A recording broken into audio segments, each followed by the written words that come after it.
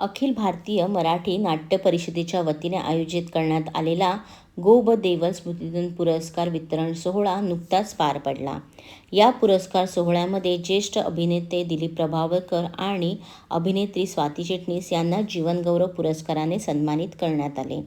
या पुरस्कार सोहळ्यात दिलीप प्रभावळकर प्रचंड भावूक झाले होते.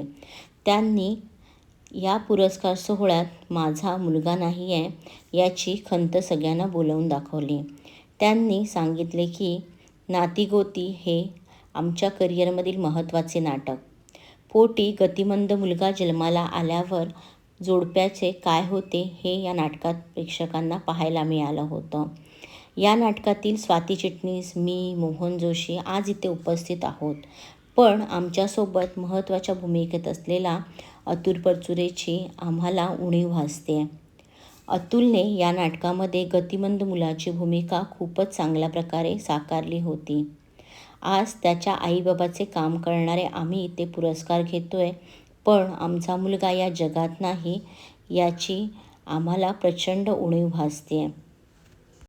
या नाटकात अतुलला एकही संवाद नव्हता. आमच्या तिघांच्या अभिनयाचा कस लागला होता. पण अतुलने या नाटकामध्ये खूपच चांगले काम केले. आज अतुल नाहीये, त्याची खूप आठवण आम्हाला येते. दिलीप प्रभावळकर आणि अतुल परचुरे यांचे खऱ्या आयुष्यातही नाते खूपच छान होते.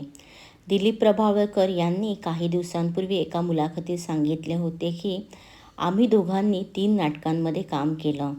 नातीगोती आणि वासूची सासू या नाटकात तो माझ्या मुलाच्या भूमिकेत होता, तर वाहगुरू या नाटकात तो माझ्या विद्यार्थीच्या. आम्ही सतत संपर्कात असायचो, मजामस्ती करायचो. दादरला आम्ही जवळच राहायचो. नंतर मी पुण्याला राहायला गेलो. पण फोन करून तो त्याच्या तब्येतीची अपडेट्स मला नेहमीच द्यायचा.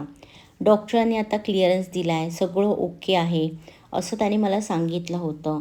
आणि त्यानंतर तो नाटकाच्या दौऱ्यासाठी अमेरिकेतही जाऊन आला. त्याने पुन्हा काम सुरू केलं. त्या सगळ्यामुळे आता अतुल व्यवस्थित झाला असंच मला वाटत होतं. पण आपल्याला अतुल सोडून गेला. अतुलची मला खूप आठवण येते. आमच्या दोघांच्या आवडीनिवडीही खूपच सारख्या होत्या. हिंदी संगीताची आवड आम्हाला दोघांनाही होती. लता मंगेशकरांची गाणी तर आम्ही दोघं आवडीने ऐकायचो. अतुल परचुरे यांचे 2 वर्षांपूर्वी निधन झाले. त्यांनी बालनाट्यातून रंगभूमीवर पदार्पण केले होते. आंतरमहाविद्यालयीन एकांकिकाकरता त्यांनी व्यावसायिक रंगभूमीवर पाऊल ठेवलं. नातीगोती, तरुण तुर्क म्हातारे अर्क, बेदुणे 4, गेला माधव कुणीकडे यांसारख्या अनेक नाटकातील त्यांच्या भूमिका प्रचंड गाजल्या.